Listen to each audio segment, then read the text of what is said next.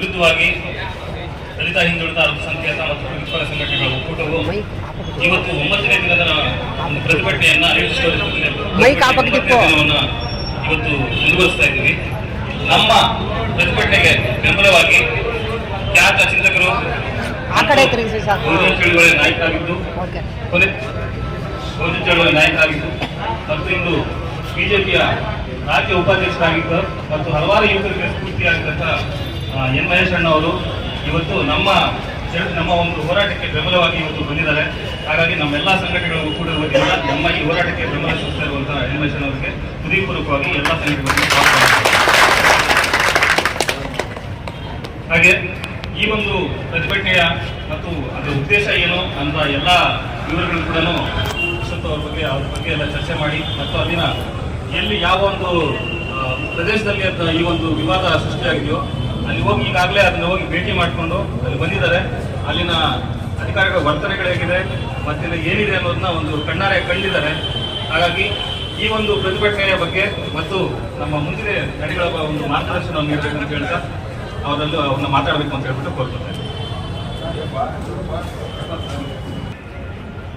ತಹಸೀಲ್ದಾರ್ ಕಚೇರಿ ಮುಂದೆ ಇವತ್ತು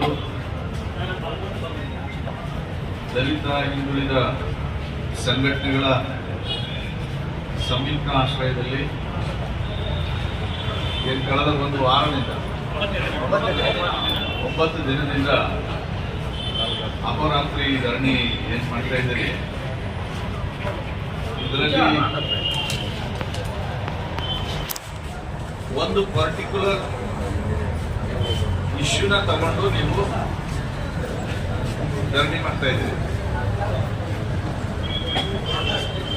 ಅದೇನು ನಗರದ ಹೃದಯ ಭಾಗದಲ್ಲಿ ಬಾಬಾ ಸಾಹೇಬ್ ಅಂಬೇಡ್ಕರ್ ಅವರ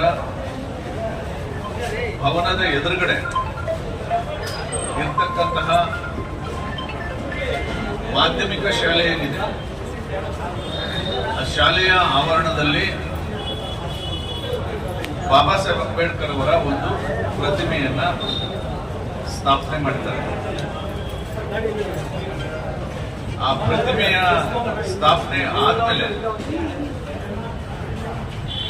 ಇಲ್ಲಿನ ಆಡಳಿತ ವ್ಯವಸ್ಥೆ ಬಾಬಾ ಸಾಹೇಬ್ ಅಂಬೇಡ್ಕರ್ ಪ್ರತಿಮೆಯನ್ನ ಶಾಮಿಯಾನ ಬಟ್ಟೆ ಇದೆಯಲ್ಲ ಅದರಿಂದ ಮುಚ್ಚಿದೆ. ಸೊ ಇದು ದೊಡ್ಡ ವಿವಾದ ಆಗಿರೋದ್ರಿಂದ ನಾನಿಲ್ಲಿ ಸಮಾಜ ಕಲ್ಯಾಣ ಅಧಿಕಾರಿಯಾಗಿ ಕೆಲಸ ಮಾಡಿದ್ದೆ, ಚಳುವಳಿನಲ್ಲಿ ಕೆಲಸ ಮಾಡಿದ್ದೆ. ಹಾಗಾಗಿ ಇಲ್ಲಿನ ಗೆಳೆಯರು ನೀವು ಕಾರ್ಯಕ್ರಮದಲ್ಲಿ ಭಾಗವಹಿಸಿ ಅಂತ ಹೇಳಿದ್ರು. ಹಾಗಾಗಿ ನಾನು ಬಂದಿದ್ದೆ. ಬಂದು ಈಗಾಗಲೇ ನಾನು ಭಾರತೀಯ ಜನತಾ ಪಾರ್ಟಿಯ ರಾಜ್ಯ ಉಪಾಧ್ಯಕ್ಷರಾಗಿದ್ದೀನಿ. ಹಾಗಾಗಿ ನನ್ನ ಪಕ್ಷದ ಎಲ್ಲ ಚಿಂತಾಮಣಿ ತಾಲೂಕಿಗೆ ಸಂಬಂಧಪಟ್ಟಂತ ಎಲ್ಲ ಪದಾಧಿಕಾರಿಗಳ ಜೊತೆ ಮಾತಾಡಿಕೊಂಡು ಅವರ ಅಭಿಪ್ರಾಯವನ್ನು ಸಂಗ್ರಹಿಸಿಕೊಂಡು ಇಲ್ಲಿ ಬಂದಿದ್ದೀನಿ. ಅದ್ರ ಜೊತೆಗೆ ಏನು ಈ ಮಾಧ್ಯಮಿಕ ಶಾಲೆಯನ್ನ ಅಭಿವೃದ್ಧಿಪಡಿಸಿರ್ತಕ್ಕಂಥ ನವೀನ್ ಅವರು ಅವರ ಒಂದು NGO ಮೂಲಕ ಅಭಿವೃದ್ಧಿಪಡಿಸಿದ್ದಾರೆ. ಈ ಹೇಗೆ ಅಭಿವೃದ್ಧಿಪಡಿಸಿದ್ದಾರೆ ನೋಡೋಣ ಅಂತ ಪ್ರಾಕ್ಟಿಕಲ್ ಆಗಿ ನಾನು IB ನಡ್ಕೊಂಡು ಶಾಲೆ ಹತ್ರ ಹೋದೆ. ಶಾಲೆ ಹತ್ರ ಹೋಗಿ ಪೊಲೀಸವರು ನನ್ನ ಒಬ್ಬನಿಗೆ ಒಳಗಡೆ ಹೋಗಕ್ಕೆ ಅವಕಾಶ ಮಾಡಿದ್ರು. ಸೊ ಒಳಗಡೆ ಹೋಗಿ ನೋಡಿದ್ದೇನು ಅಂತಂದ್ರೆ ಬಟ್ಟೆ ತೆಗೆಯಕ್ಕಲ್ಲ, ನನಗೆ ಯಾವ ಸ್ಥಳದಲ್ಲಿ ಇಟ್ಟಿದ್ದಾರೆ ಅದು ಸೂಕ್ತವಾದ ಸ್ಥಳನ ಆ ಬಿಲ್ಡಿಂಗ್ಗೆ ಮತ್ತು ಆ ಪ್ರತಿಮೆಗೆ ಹೊಂದಿಕೊಳ್ಳುತ್ತಾ ಅನ್ನೋದನ್ನ ನೋಡಕ್ಕೆ ಹೋಗಿದ್ವಿ. ಸೊ ಸ್ನೇಹಿತ ನವೀನ್ ಅವರು ಬಹಳ ಅದ್ಭುತವಾದ ಕೆಲಸ ಮಾಡಿದೀಯ ಬಾಬಾ ಸಾಹೇಬ್ ಅಂಬೇಡ್ಕರ್.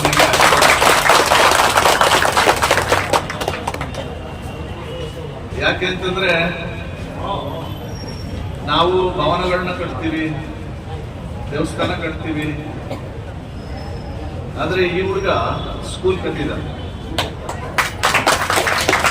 ನಶಿಸಿ ಹೋಗ್ತಾ ಇದ್ದಂತ ಒಂದು ಸರ್ಕಾರಿ ಶಾಲೆಯನ್ನ ಹೆಚ್ಚು ಕಡಿಮೆ 1 ಕೋಟಿಗೂ ಮಿಗಿಲಾಗಿ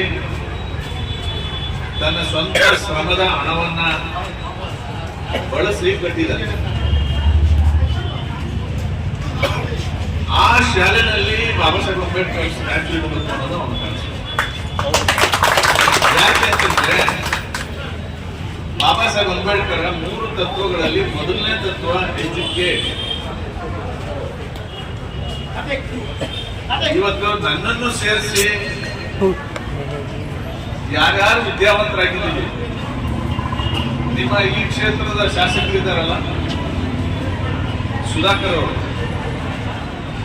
ಸನ್ಮಾನ್ಯ ಉನ್ನತ ಶಿಕ್ಷಣ ಸಚಿವರು, ಅವರು ಇವತ್ತು ವಿದ್ಯಾವಂತರಾಗಿ ಉನ್ನತ ಶಿಕ್ಷಣ ಸಚಿವರಾಗಿದ್ದಾರೆ ಅಂದ್ರೆ ಅದಕ್ಕೆ ಬಾಬಾ ಸಾಹೇಬ್ ಅಂಬೇಡ್ಕರ್ ಕಾರಣ.